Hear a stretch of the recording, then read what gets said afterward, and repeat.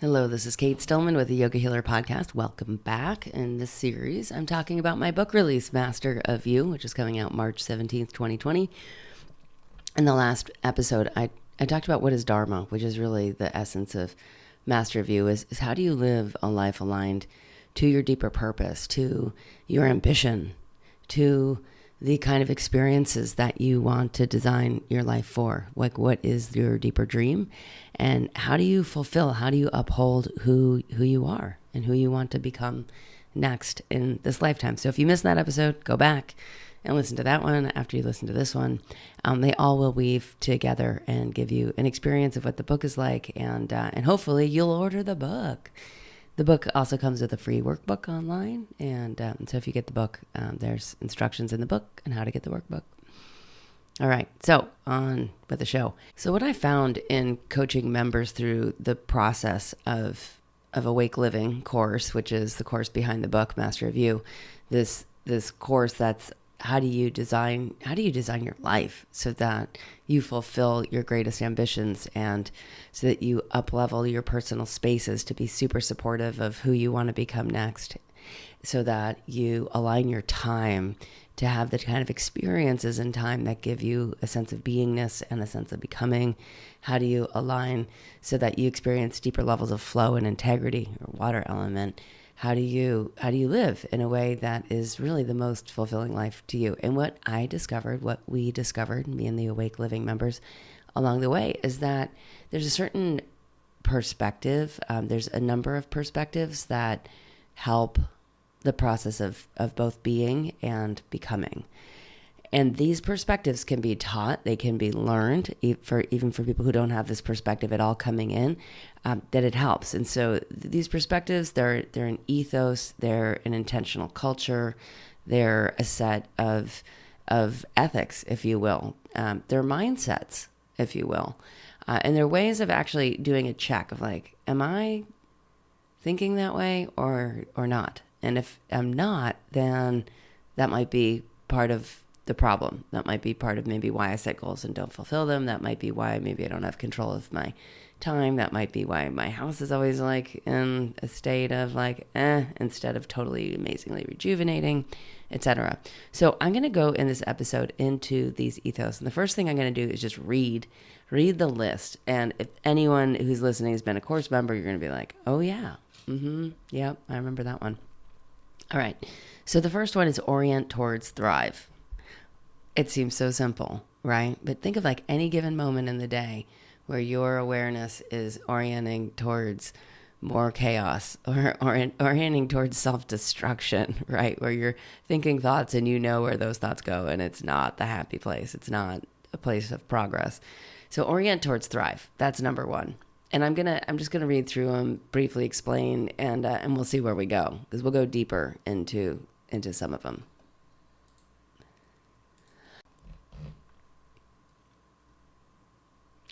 Number 2, adopt a cosmocentric viewpoint. So a cosmocentric viewpoint is where you have a view of where you are in the cosmos. It's the perspective of deep time and deep space.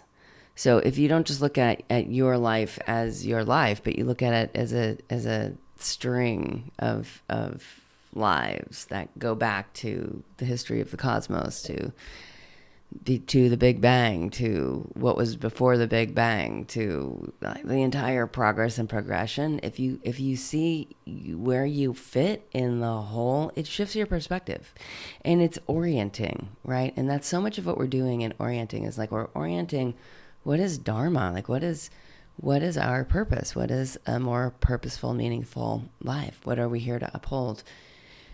In the cosmocentric viewpoint, it can help too, like, you know how we can make a mountain out of a molehill? So what a cosmocentric viewpoint does is it actually helps us get perspective of maybe the lesson or the challenge that's in front of us right now. It can help us see what is the next chapter. And sometimes there's skills that are hard to master that are clearly part of this next part of our journey, this next part of our path. And if we have a deeper time, deeper space perspective, that can just really be orienting.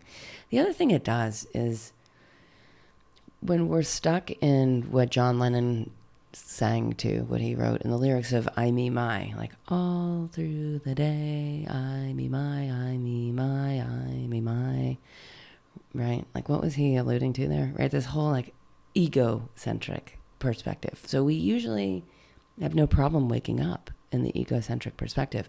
So we can pivot immediately upon awaking into I'm part of the cosmos. Like I'm part of this long journey of evolution that created humans that have self-reflective awareness, that created all these amazing life forms, that created me here now. Why am I here now? Like where do I fit into the whole? Well, first let me be the whole. And then let me take on the robes. Let me take on the guise of my individuation. All right, that's number 2. It sounds, I would say, kind of harder than it is. Like it's just a practice. Number 3, evolve your identity. So this, again, is part of our ethos. This is part of the thing. Is like you, who you are, can evolve. Who you are can progress, or you can also choose to regress, right? You're so free. You're so free you can choose. Now, evolving your identity or nurturing identity evolution is a perspective that helps you see different phases of your life as evolutions, as identity evolutions. And even if you think back right now to like maybe who you were a few years ago, maybe what the habits of that person was, maybe the beliefs of that person, maybe the relationships that that person had. What you can probably see is that if you have oriented towards thrive, if you've had a bigger perspective than your own ego, like chances are you've been on an evolutionary path and things have changed. If you have accomplished some great things in the past few years, you'll notice that you had to learn and stretch and grow and gain new skills. You probably have actually different relationships, assets, resources because of that. Now, when we start to look forward, if we apply evolve your identity, there's just a simple perspective that you can change, that who you are is not static. You're not a noun. You're a verb. You're an isingness. You're a beingness that's also in action. And this is just simply very helpful when you look at big chunks of ambition and you break it down into smaller identity evolutions of like, first I need to evolve into the person who can do that, the person who knows these kind of people, the people that this actually came up in a training I was in last week where the person woke up to, like really woke up to that he has to start choosing healthy relationships over unhealthy relationships. He has to go look for new friends. He has to go discover communities that are healthy to just be in the culture of that rather than choosing basically abusive relationships. And this is a grown human, successful on many fronts, not successful in terms of healthy relationships. So when we see that, like nurture identity evolution, like I can be the kind of person I'm becoming is a person who surrounds themselves with healthy relationships. Like that for this person is a massive shift. A massive identity evolution, which will require new skills. It will require skills in being able to identify codependent tendencies, etc. And that's how it always is with evolving identities. There's new skills. There's usually new skills. There's usually new relationships that like you need to create, you need to manifest, you need to nurture. All right, so that's number 3. Again, what we're doing here is the ethos. What is the ethos of Master of You? There's a whole chapter on this in the book. I'm just doing a quick touch in on each of these. And we use these in all the courses. We use them especially in Awake Living, which is the course behind Master of You. And what we find is that just simply having a code of ethics, and it's a long code, right? There's 12 of codes here. There's 12 of these. When you know them, you can self-reference back, and it's just a quick check-in of like, oh, right. Evolve your identity. Okay, number 4, nurture and nourish your 5 bodies. So 5 bodies is 5 koshas in Ayurvedic language. So your physical body is your Annamaya kosha, sometimes called your food body. Your energy body is your pranamaya kosha. Your mental, emotional body is your manomaya kosha. Your intuitive body is your vijnana maya kosha, self-reflective vijnana. And your bliss body is your anandamaya kosha. And consciousness shoots through all 5 bodies, right? So when you have a perspective of nurturing and nourishing your 5 bodies, what this does is it helps you see, like when you're stuck in your mind or your mental body, like move your physical body and see what happens. Or if you're in your, the mind is really the biggest trap. When you're too much in your, for most people, some people actually, it's the prana body. Some people have gone like really far in the yogic path, and they're not sourcing as much from the power of their mental thinking, their cognitive capacities. So yeah, anything can happen, but cultural tendency right now, stuck in the mental body, sedentary life, not too in touch with intuition, or not acting from the intuitive body, not in touch with the bliss body. And so that's part of the ethos is like, don't get caught, orient. Okay, number 5 of our ethics here is heed the rhythm and the cycles. Now, the circadian rhythm, that life has rhythm, that life moves in cycles, that the planet, and this is really tied into cosmocentric viewpoint, right? Cosmocentric perspective. The sun sets, the sun rises. There's a reason, there's a rhythm. And when you heed the rhythm, you unlock deep energy. When you violate, it's a strong word, when you violate the rhythm, you suffer. You create unnecessary drama in your life. You create unnecessary dis-ease in your body. So my first book, Body Thrive, is on how to heed the rhythm and the cycles. It's pretty simple. There's 10 habits. If you haven't read the book, it'll help. There's a course that also goes with the book, as all things Yogahealer. All right, number 6, dun, da, da, da. Think big, test small, fail fast, learn always. So we borrowed this from design thinking, from lean startup methodology, which is think big is like have a very big perspective of your Dharma. And then what's the next small test you can run? Like where can you move the ball down the court? Where can you make progress?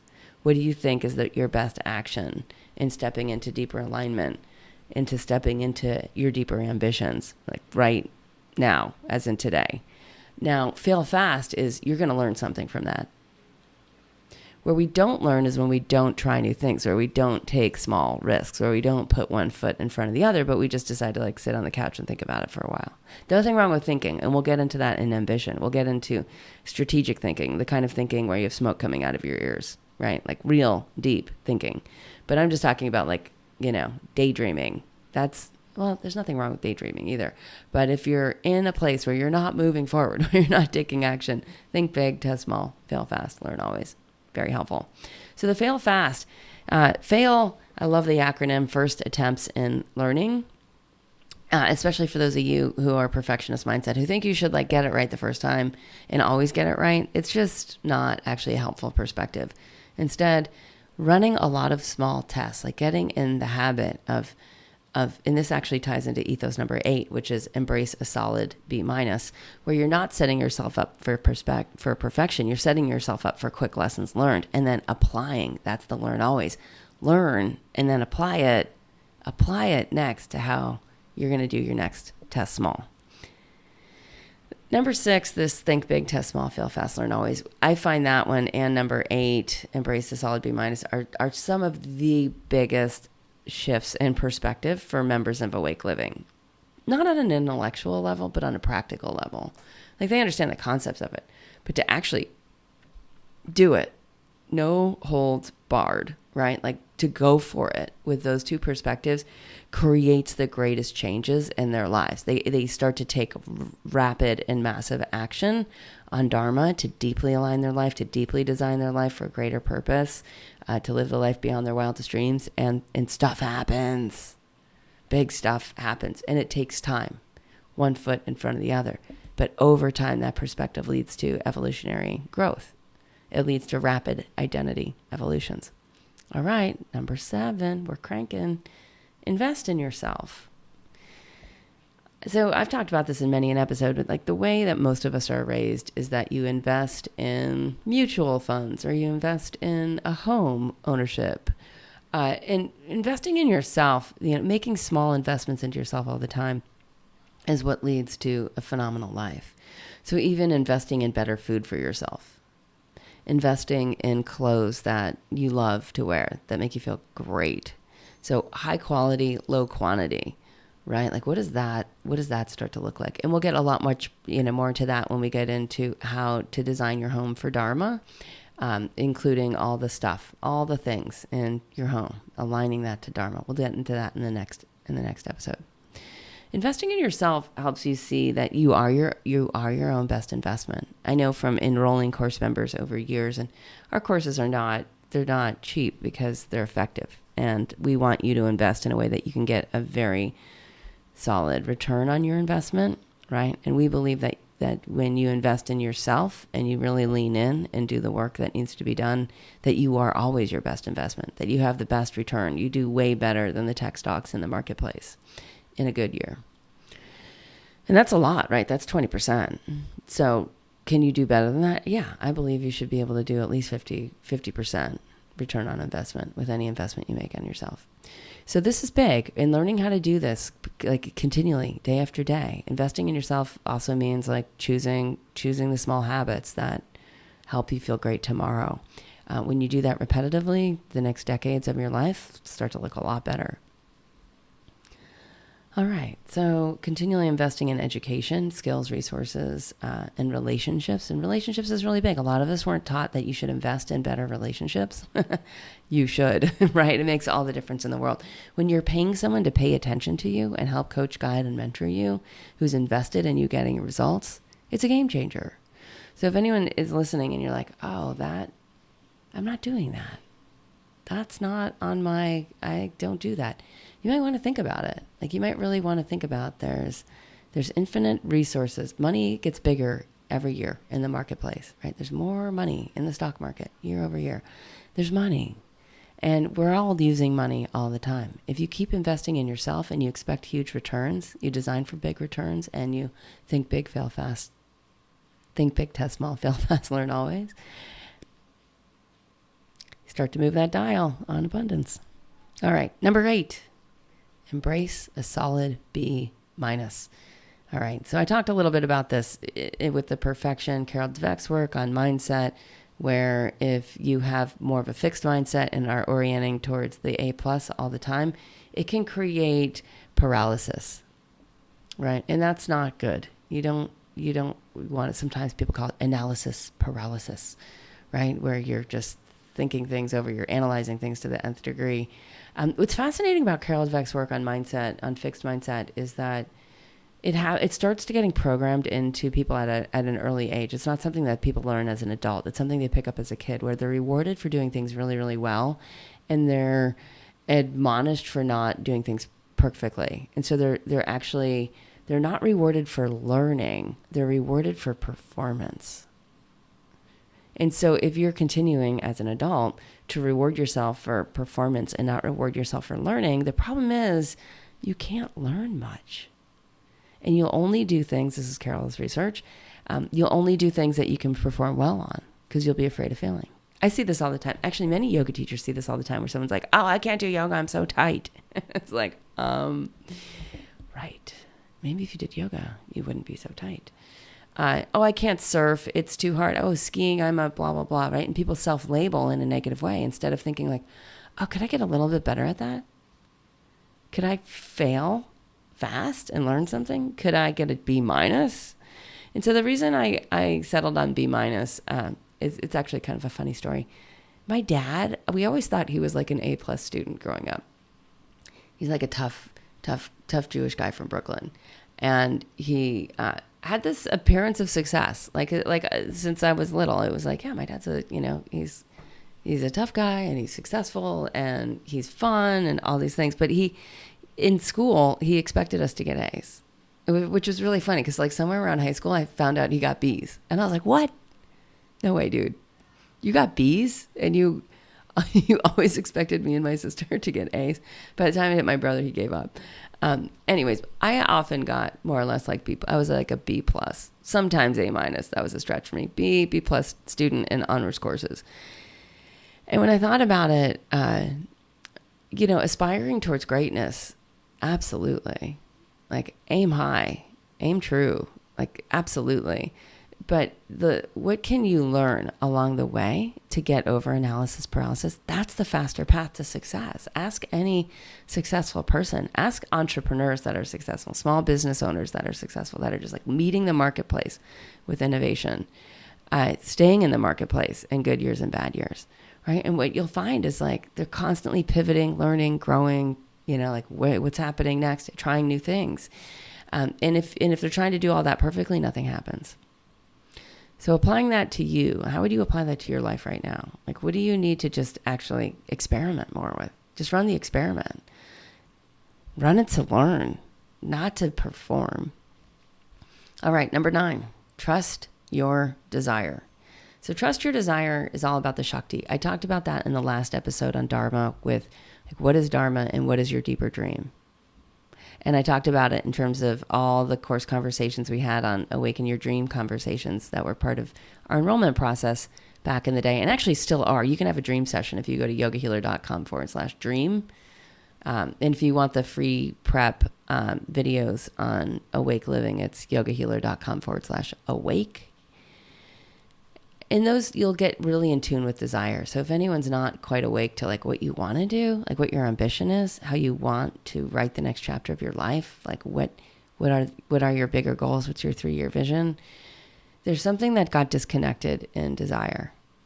I find this is like for women often, I find that they've been taught to delay their desire. So somewhere along the line, someone was like, they're like, I want to do this. And someone's like, wait, like you can, just wait. And so they're used to delaying desire. And that's not good either. More and more, as you talk to people that are like very successful, they know what they want with a certainty. And when they find it, they just get it. Like they just go after it. They just say yes in the moment. They don't say, oh, wow, I found what I've been looking for. Maybe later, right? Or I just have to wait for this. And it's deep. I mean, I wouldn't have been able to hear this in myself 10 years ago. If I heard me talking on some podcast, or if I heard you talking on some podcast to me about this, I wouldn't have been able to hear it. I'm like barely able to hear it now. Of like, if you want it, yes, it's a yes. If it feels like a yes, it's a yes. And reconnecting those neural pathways between the Ananda Maya Kosha, goes back to the nurture and nurture 5 bodies, between that bliss body, right? Like that knows yes, the intuitive body that's able to put it into words, channeling that through the mind to take action and say like, yes, it's scary. And it's scary because it's such a big, deep yes, right? That's trust your desire. 3 to go. Again, we're going through the ethos. Like, what is the perspectives? What are the mindsets?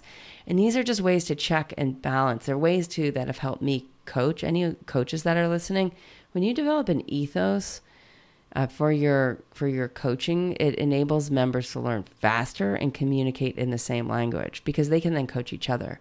Someone else can sound like, an accountability partner can say, like, it sounds like you're not trusting your desire. And then the person can go back. They can read in the book and master review, like, trust your desire. Like, oh, right. I'm going to do that. And then there's exercises that go with each of these ethos. Leverage your strengths. This is number 10. Strengths. Many of you have taken StrengthsFinder, read StrengthsFinder 2.0, or taken a Gallup StrengthsFinder, or taken Colby, or Disc Profile, or How to Fascinate, Sally Hogshead, or Wealth Dynamics. You have strengths.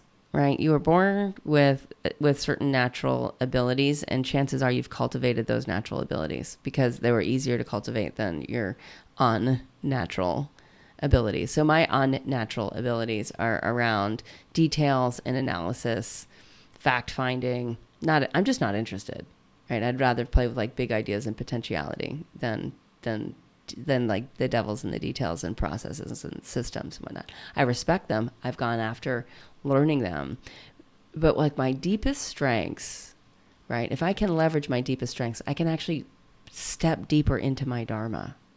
And there's a lot of different books that have been written about this. There's different perspectives on it. Like I know Benjamin Hardy, who's a behavioral scientist, he's like really against leveraging your strengths, and he's more to like learn, learn, like fill in your weaknesses. But there's a lot of great research that shows that if you actually step deeper into your strength, Brendan Bouchard wrote a whole book on it. Like, there's just a lot that you can communicate more easily to other people, that they can then access your value. So when I found out that I didn't know this about myself. I didn't know I was innovative and a futurist. I had no idea. I just was someone that was creating new curriculums in Ayurveda and tying them into what I was learning from yoga philosophy and in on the mat teacher training practice for years. I was in yoga teacher trainings for maybe, 8-10 years. There's a lot I was learning, and I just found like there's a quicker way to teach people. Now, once I took enough personality tests and learned that I always came up creator, innovator, futurist, visionary, like all those check. I had language. Like, then I had language of like, I'm an innovative teacher of Ayurveda. Right? And that makes all the difference. So when people study with me, they get a much more like where it goes in the future, like where we're going next with Ayurveda. And that's really, in many ways, what Master of You is. It's probably one of the most innovative books in Ayurveda and Dharma that's hit the market. It's a very synergistic book around the 5 elements and deep Ayurvedic teachings and Dharma and modern life and the practicalities of living in a culture that has, a sedentary lifestyle and lots of really lots of technology. And how are we doing? So if you know what your strengths are and you can communicate them, people can get a hit of where you can be honestly most useful to them. And then they can collaborate with you. Then they can learn from you. Then you can fit into what they're doing and be more helpful because they may have questions. So leveraging your strengths, knowing what they are, being able to communicate them.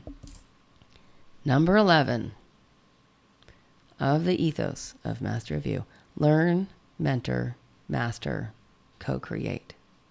So what's fascinating about this is that you don't master before you mentor, right? Did that catch anyone's attention?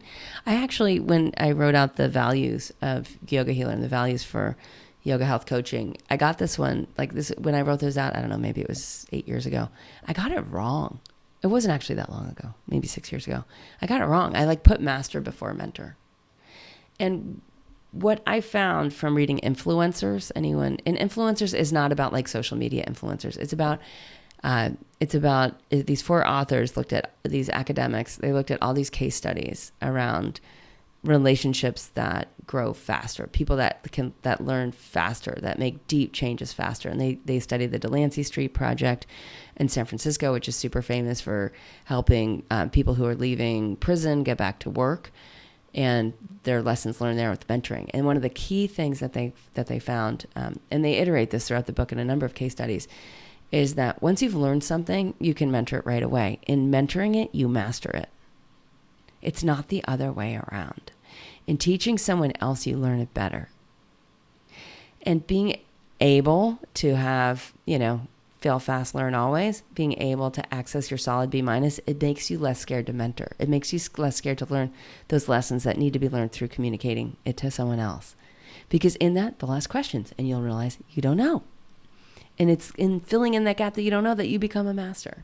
Now, once you've mastered something, you can co-create. Once you've mastered something, you unlock, right? You unlock the whole next super synergistic thing. So Dan Sullivan at Strategic Coach, he talks about, first he has people like start to 10x what they're doing. Basically 10x your Dharma. So take your Dharma and multiply it by 10, and that's your Dharma. So that's his 10x program.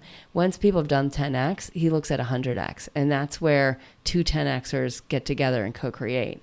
And what they can expect is 100%, like a burst of exponential creativity and return on investment, and like basically bigger things, making bigger things happen. So that's the pattern. So learn, mentor, master, co-create. You can apply it to anything. I apply it to parenting all the time. Like I was talking about in a coaching call this week about Indy's learning right now how to drive the 4-wheeler pulling the boat. It's because we go surfing and we live in a condo complex. So the boat lives in the condo complex. To get the boat to the water, we have a 4-wheeler that pulls it. We all pile the boards in the boat, jump on the 4-wheeler. There's 3 of us on it. It's quite a scene. And we go to the water, put the boat in, park the four-wheeler, go surfing, come back. It sounds like a pain in the ass. It's fun, and we have time. So this is what we enjoy doing together as a family. So in any case, she loves this stuff, and she loves driving. So she's like, well, I'm going to drive the four-wheeler. I'm not sure this is legal. Or in Mexico. It's not, doesn't seem to be an issue. So in any case, she's learning how to drive the boat around on the four-wheeler, including like pulling it up a big hill, including parking, including like all the little things, attaching the four-wheeler to the boat, all these little things that are making her super competent. So in that process of learning, like if she's able to then teach someone else, she'll be a master. When she can do it, it opens up new possibilities. And she can start seeing like, oh, I could take my friends surfing. That's cool. I don't need dad to come. I'm totally incompetent in this area. So I'll be the first person that she mentors in it. All right. And that, I just want to show that like, it's always available. It's available in anything. When you're in the process of mentoring someone, so right now Winston's mentoring Indy, it slows things down. Right? It's faster for him to drive us home and drive us there, but it's in the long run not giving us what we want, right? It's not giving her what she wants either. So it's also like a go slow to go faster is what happens when you slow down to mentor in your life. All right, drum roll please. Number 12. In the ethos of Master of You, shift from consumer to collaborator. Now, we're often spoken to in a consumer mindset. Like if you pick up the paper and you read the economic section or the business section, there's so much around consumerism in there. But what we have found is that a lot of successful businesses now have much more of a collaborative viewpoint in their customers, right? Or in their clients or their patients or however you want to say it. So what happens when you start to collaborate? Now, from the beginning at Yogahealer, I just listened to basically the questions people had and turned them into workshops. And then people coming out of certain workshops had more questions. So we turned them into more workshops. And then we found that people wanted to hang out for longer together. So we created courses that were long. And people could really bond and create really healthy, strong relationships that were super progressive. This is a collaborative example, right? Of just like, what do people need next? And I'm collaborating instead of me like creating something in my little office and then saying, do you guys want this? Right? That's not collaboration. That's treating other people like consumers. I'm going to make something for them to consume. So you can look at this in terms of like your waste, like how much garbage are you creating each week? And how do you collaborate with your need for food and your need to bring things home into your house and how the packaging works and whatnot? Like what is a collaborative perspective? We can apply this to the 5 elements. Can you collaborate with space? Can you collaborate with the wind? Can you collaborate with fire? Can you collaborate with earth? How does this shift? Can you collaborate with water? How does this shift your perspective? And so what we find is it creates a much more interconnected consciousness. This reflects back to the cosmocentric perspective. So in these 12 ethos, they're all immediately applicable towards your life. And in the book, I continually reference back as you go deeper and deeper into the book and into how they apply the ethos now. The ethos in our course members, like I mentioned earlier, it creates a unified field so that people can actually help each other much more easily. At our live events, we usually have so many members come to our live events, and then we have new people. And check out the event schedule at yogahealer.com/events. Check out the event schedule and come, and you'll meet course members that like they know these ethos, or they know a chunk of them, or they've really worked deeply, 1 or 2 or 3 of them, and it's made all the difference in their life. And then you get that contact because now they're mentoring you and you're learning faster. All right, so that's how we use ethos or mindset into Dharma, how to live your deepest, most purposeful life, like now, and write the next chapter so it's even better than the last one. Again, this is Cate Stillman with yogahealer.com, releasing the book Master of You. Please order it. You can find it on Amazon and Barnes & Noble and where books are sold. You can pre-order it on Amazon if it's before March 17th. If you've ever wanted to do me a favor, this is the favor. Thank you. Namaste and have a great day. I'll be back in the next few episodes on the elements. Dharma in your home is the next one.